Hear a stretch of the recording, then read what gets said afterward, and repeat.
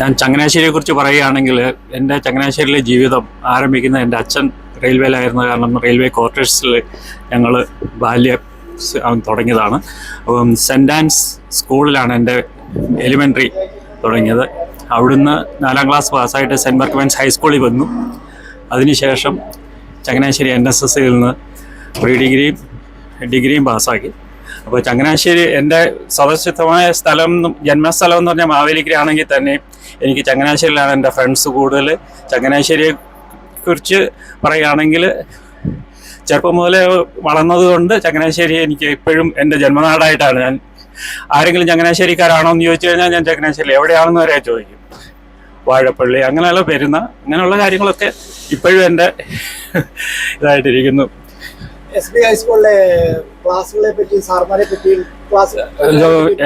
ഇപ്പോഴും എനിക്ക് ഓർമ്മ ഉള്ളത് ചങ്ങനാശ്ശേരിയിൽ എന്നെ പഠിപ്പിച്ച ഒരു ഇംഗ്ലീഷ് അധ്യാപകൻ മാവേലിക്കയിൽ നിന്ന് തന്നെ വന്നിരിക്കുന്ന ഒരു അദ്ദേഹത്തിൻ്റെ പേര് ഞാൻ മറന്നുപോയി. പക്ഷേ പുള്ളികളുടെ ഒരു സെക്കൻഡ് നെയിം ഉണ്ട്, പക്ഷെ അത് ഞാൻ പറയുന്നില്ല ഇവിടെ. പിന്നെ വേറൊരു സാറിനെ എനിക്ക് പറയാനുള്ള അസീസിയിലുണ്ടായിരുന്ന ദേവസ്യ സാറാണ്. പിന്നെ ഒരു മുളകുപ്പാടം സാറുണ്ടായിരുന്നു. അദ്ദേഹത്തിൻ്റെ ചൂരൽ വടിയുടെ പ്രഹരം കേൾക്കാത്ത പിള്ളേർ വളരെ കുറവാണ്. അങ്ങനെ ഏത് വർഷമായിരുന്നു ഈ ഹൈസ്കൂളിലുണ്ടായിരുന്നത്? ഞാൻ 8th ഗ്രേഡ് വരെ ചങ്ങനാശ്ശേരി പഠിച്ചുള്ളൂ. അതായത് 75 ഞാൻ അവിടുന്ന് പോയി മാവേലിക്കരയ്ക്ക് പോയി. മാവേലിക്കരയിൽ ഹൈസ്കൂള് SSLC മാവേലിക്കര ഹൈസ്കൂളിൽ അവസാനത്തിന് ശേഷം അല്ല ബോയ്സ് ഹൈസ്കൂൾ മാവേലിക്കര ഗവൺമെന്റ്. അവിടുന്ന് പിന്നെ ഞാൻ പ്രീ ഡിഗ്രി മുതൽ ചങ്ങനാശ്ശേരിയിലോട്ട് പോകും. അച്ഛൻ റെയിൽവേ സ്റ്റേഷൻ മാസ്റ്റർ ആയിരുന്നു. അത് കഴിഞ്ഞിട്ട് ചങ്ങനാശ്ശേരിയിൽ ഞങ്ങൾ ഒരുപാട് വർഷങ്ങളുണ്ടായിരുന്നു. ചങ്ങനാശ്ശേരിയിൽ ഒരുപാട് വർഷമുണ്ടായിരുന്നു. അപ്പൊ അതിനുശേഷം അച്ഛൻ്റെ പേര് കൃഷ്ണദാസ്. സ്റ്റേഷൻ മാസ്റ്റർ, പിന്നെ assistant station master, booking clerk, അങ്ങനെ ആൾക്കാർ പിന്നെ ബാക്കിയുള്ളവരായിരുന്നു. അത് ഫസ്റ്റ് ക്വാർട്ടേഴ്സ്. ഇപ്പോഴും ഞാൻ ഈയിടെ പോയപ്പോഴും അതിന് പുറകെ കൂടെ ഉള്ള ഇത് ബൈപ്പാസ് ഒക്കെ കടന്നു പോകുന്നുണ്ട്.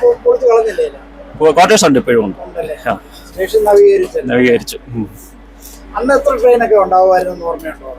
അന്ന് വളരെ കുറവാണ്.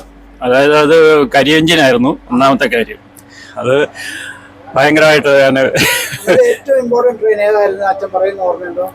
അന്നത്തെ ഇതാണ് എനിക്ക് മദ്രാസ് മെയില് കണ്ണൂർ എക്സ്പ്രസ് രാത്രിയിൽ പോകുന്നത്. പിന്നെ മദ്രാസ് മെയിൽ എന്നാണെന്നോ പറഞ്ഞുകൊണ്ടിരുന്നത്. അതൊക്കെ രാജേന്ദ്രൻ.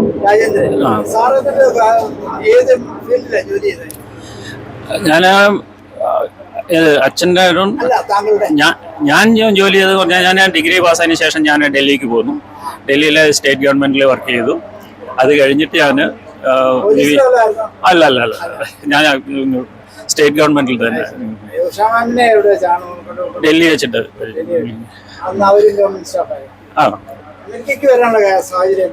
അമേരിക്കയ്ക്ക് വരാനുള്ള സാഹചര്യം എന്ന് പറഞ്ഞു കഴിഞ്ഞാൽ പുള്ളിക്കാരത്തെ ഇങ്ങനെ ഇത് അങ്ങനെ ഹെൽത്ത് കെയർ പുള്ളിക്കാരത്തെ സ്റ്റാഫ് RN ആണ്.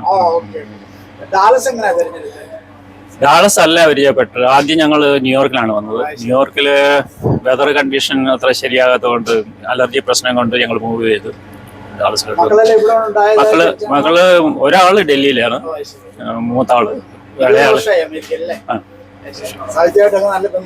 എന്തുകൊണ്ട് എനിക്ക് സാഹിത്യം പാട്ട് കേൾക്കുന്ന വളരെ ഇഷ്ടമാണ്. പാട്ടുകാരെയും ഇഷ്ടമാണ്. പിന്നെ ഇദ്ദേഹം വൈഫ് എഴുതാൻ തുടങ്ങിയപ്പോൾ മുതൽ അതിന് പ്രോത്സാഹനം ചെയ്യുന്ന പുള്ളിക്കാരത്തിയുടെ കവിത ഞാൻ എഴുതി ടൈപ്പ് ചെയ്ത് കൊടുക്കുന്നതൊക്കെ ഞാൻ തന്നെ. പിള്ളേരിൽ ഈ കഴിവൊന്നുമില്ല, പക്ഷെ അവർ പ്രോത്സാഹിപ്പിക്കുന്നുണ്ട്. അമ്മ എഴുതുന്നതിനെ കുറിച്ച് വളരെ ഹോസ്റ്റലിലോട്ട് മാറിയാൽ കൊള്ളാവുന്നുണ്ട്.